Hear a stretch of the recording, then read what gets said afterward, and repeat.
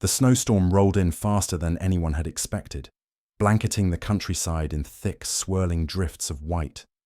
The world beyond the Carver family's farmhouse was erased, replaced by a howling void of wind and snow. Inside, the four of them, David, his wife Sarah, their teenage daughter Emily, and young son Jack, huddled around the fireplace, grateful for its flickering warmth. "It's really coming down out there," Sarah said, peering through the frosted window. The porch light barely illuminated more than a few feet into the storm. David nodded, setting another log on the crackling fire. "We're not going anywhere tonight. The roads are probably impassable by now, buried under all that snow." They were halfway through a game of Scrabble when the knock came. It was faint at first, almost drowned out by the wind, but unmistakable. Sarah looked up from her tiles, her brow furrowed in concern. David paused, mid-word, listening intently. Emily and Jack exchanged puzzled glances, the fire casting dancing shadows on their faces. "Who would be out in this?" Emily asked, her voice tight with unease. David stood, frowning. "Stay here. I'll check." He grabbed the flashlight from the mantel and headed to the front door. When he opened it, the cold hit him like a slap, and the beam of the flashlight revealed a figure hunched on the porch. "Please," the man croaks, his voice barely audible over the storm's howl. He sways, clutching his sides against the biting cold. "I'm lost. Can I come in?" His eyes, wide with desperation, lock onto David's. He was gaunt, his face pale and pinched from the cold, with dark circles under his eyes. His clothes were soaked, hanging from his thin frame like wet rags, clinging to him as if they were an extra layer of skin. His breath came out in ragged puffs, visible in the frigid air, and his hands trembled. David hesitated for a moment before stepping aside. "Come in before you freeze to death." The man stumbled in, his boots leaving watery trails on the wooden floor as he entered the warm, dimly lit room. Sarah appeared from the hallway, her face filled with concern. Without a word, she draped a thick woolen blanket around his shoulders, the fabric instantly absorbing the moisture from his soaked clothes. The man shivered uncontrollably, but managed a grateful nod in her direction. "Thank you," the man said, his teeth chattering so violently that the words came out in uneven bursts. "My car. It slid off the road.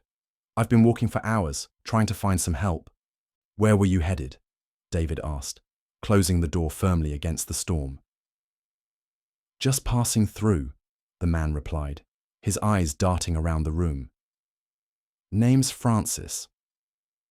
Something about him made Sarah uneasy, though she couldn't put her finger on it. His eyes lingered too long on the family photos on the mantel. His hands seemed too steady when he reached for the mug of tea she offered. "Storm like this, you're lucky you found us," David said. Francis gave a thin smile. "Lucky? Sure." As the evening wore on, Francis sat by the fire, barely speaking.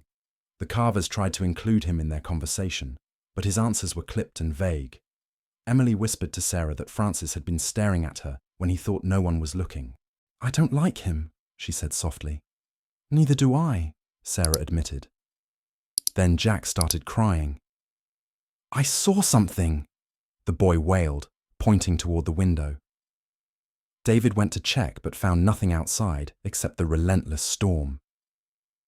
"It's just the wind," he assured Jack. But the strange events continued. Emily's phone, which had been charging on the counter, suddenly displayed an image of static before shutting off completely. The fire, blazing brightly moments before, began to flicker and dim, despite the logs being fresh. Worst of all was the sound, an intermittent scratching coming from the walls. It started faintly but grew louder, like claws scraping against the wood. "It's just the wind," David repeated, but his voice lacked conviction. Francis, meanwhile, sat calmly by the fire, watching them with an intensity that made Sarah's skin crawl. "You've got a nice family," he said suddenly. "Good people, kind." David narrowed his eyes.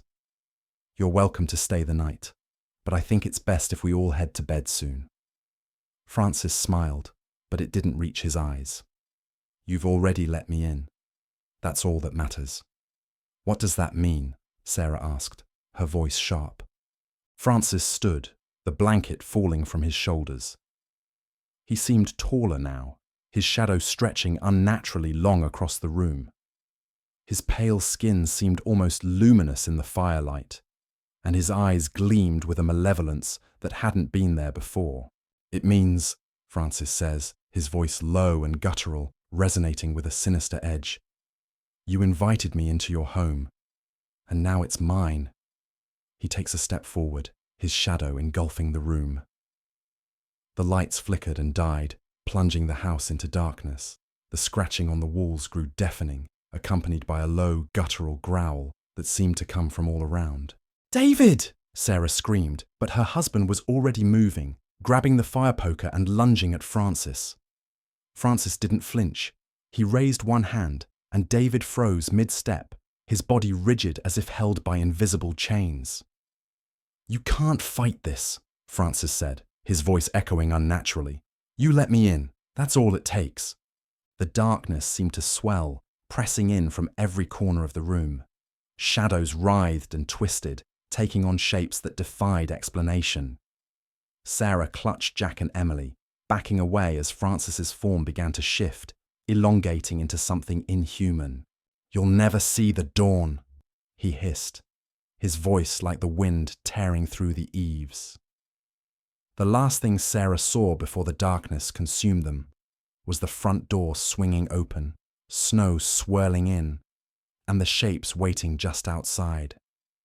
By morning, the storm had passed. The Carver's house stood silent, its windows frosted over. A neighbour who ventured by found the door ajar and stepped inside, calling out for the family. The house was empty, save for a single message scratched into the living room wall. "Never open the door." Hope you enjoyed our story. Don't forget to like and subscribe for more stories from the void.